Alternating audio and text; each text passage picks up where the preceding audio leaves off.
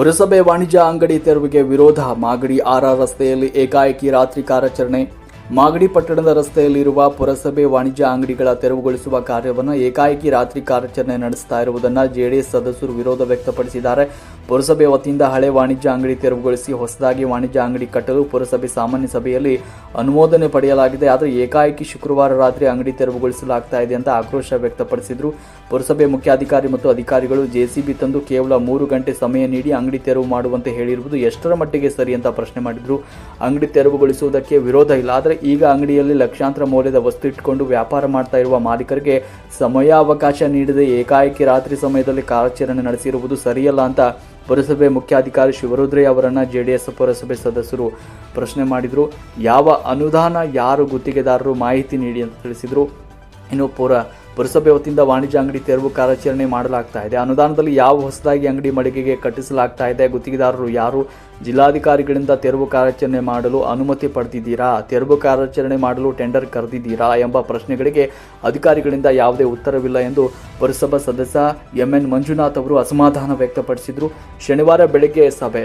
ಇನ್ನು ತೆರವು ಕಾರ್ಯಾಚರಣೆಗೆ ಜೆಡಿಎಸ್ ಸದಸ್ಯರು ತೀವ್ರ ವಿರೋಧ ವ್ಯಕ್ತಪಡಿಸಿದ ಹಿನ್ನೆಲೆಯಲ್ಲಿ ಶನಿವಾರ ಬೆಳಗ್ಗೆ 10ಕ್ಕೆ ಪುರಸಭೆ ಸದಸ್ಯರು ಹಾಗೂ ಅಂಗಡಿ ಮಾಲೀಕರ ಸಭೆ ಕರೆದು ನಂತರ ತೀರ್ಮಾನಿಸಲಾಗುವುದು ಅಂತ ಮುಖ್ಯಾಧಿಕಾರಿ ಶಿವರುದ್ರಯ್ಯ ಹಾಗೂ ಪುರಸಭಾ ಉಪಾಧ್ಯಕ್ಷ ರಿಯಾಜ್ ಅವರು ತಿಳಿಸಿದರು. ನಂತರ ಅಧಿಕಾರಿಗಳು ಸ್ಥಳದಿಂದ ತೆರಳಿದರು.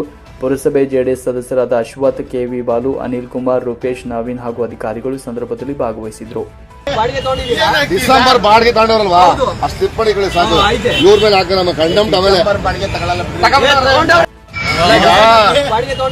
ಡಿಸೆಂಬರ್ ಬಾಡಿಗೆ ತಗೊಂಡವ್ರಲ್ವಾ, ಅಷ್ಟು ಟಿಪ್ಪಣಿಗಳು ಸಾಕು. ಇವ್ರ ಮೇಲೆ ಹಾಕ ನಮ್ಮ ಕಂಡಮ್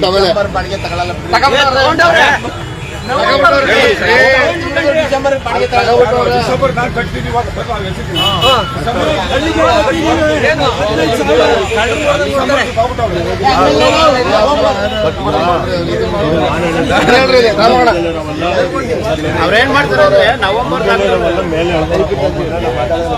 ಎಲ್ಲ ಕೌನ್ಸಿಲರ್ ಕರೀರಿ, ಮೀಟಿಂಗ್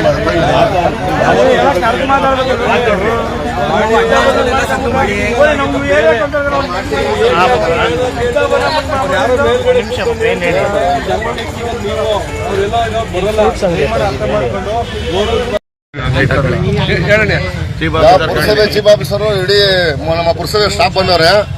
ಅಂಗಡಿಗಳನ್ನ ಏಕಾಏಕಿ ಹೊಡಿತಿಲ್ಲ ಅಂತ ಆಫೀಸ್ ಅವರ್ ಮುಗಿದ್ಮೇಲೆ ನಾಳೆ ಸೆಕೆಂಡ್ ಸ್ಯಾಟರ್ಡೆ, ನಾಡ್ದು ಭಾನುವಾರ, ಇವತ್ತು ಹೊಡಿತೀನಿ ಅಂತ ಬಂದವ್ರೆ.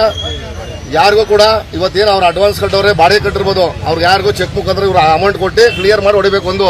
ಇದಕ್ಕೆ ಯಾವುದೇ ಹಣ ಇಲ್ಲ, ಯಾವುದೂ ಹಣ ಇಲ್ಲ, ಪ್ಲಾನ್ ಇಲ್ಲ, ಎಸ್ಟಿಮೇಟ್ ಇಲ್ಲ, ಯಾರು ಕಾಂಟ್ರಾಕ್ಟರ್ ಅಂತ